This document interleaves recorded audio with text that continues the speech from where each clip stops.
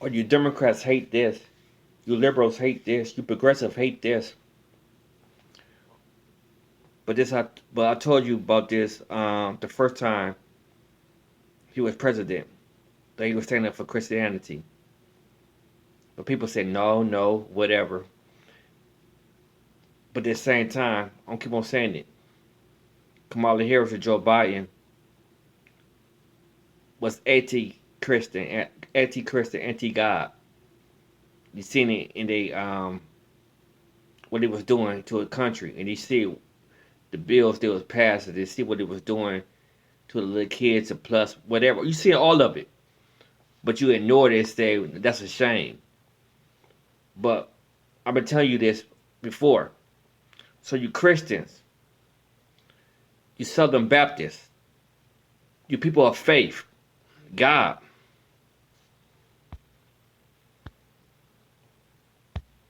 Trump launches task force to root out anti-Christian bias.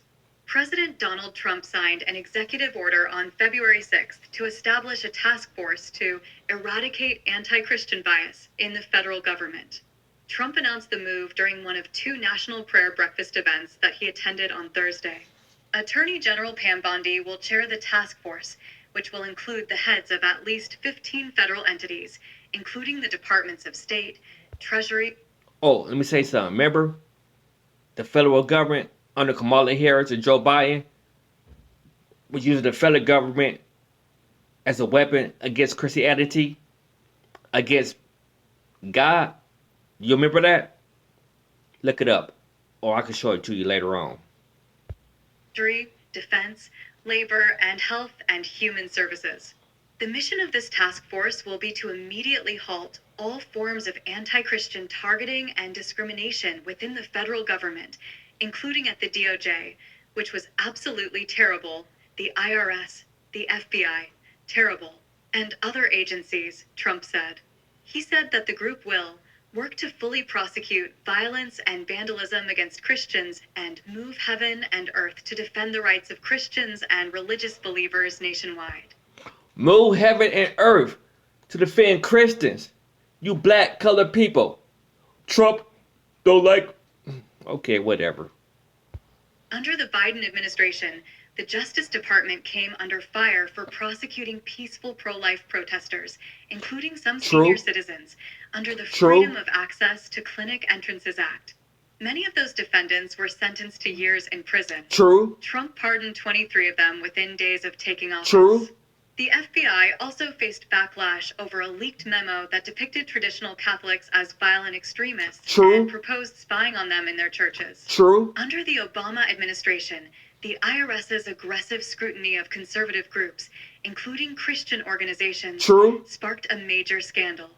The task force to end the war on Christians will include members of Trump's cabinet and relevant federal agencies, according to a White House fact sheet.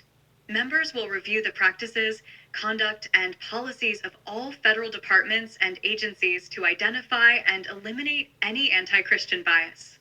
The group will seek input from faith-based organizations and other affected parties to develop recommendations for further action. If we don't have religious liberty, then we don't have a free country. We probably don't even have a country, Trump said. The president also announced the formation of a new White House faith office, led by Pastor Paula White, and a presidential commission on religious liberty. It's going to be a very big deal, Trump said of the commission, noting that its goal would be to uphold this most fundamental right of religious freedom.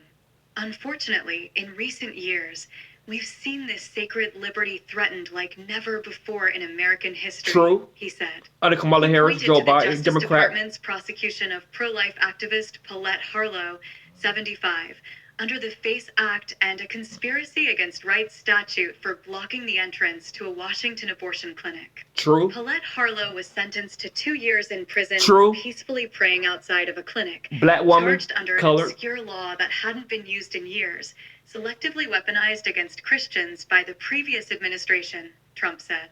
Harlow, who was present for his remarks, was one of the 23 protesters Trump pardoned during his first week in office. What happened to you must never, ever happen again in America, Trump told Harlow.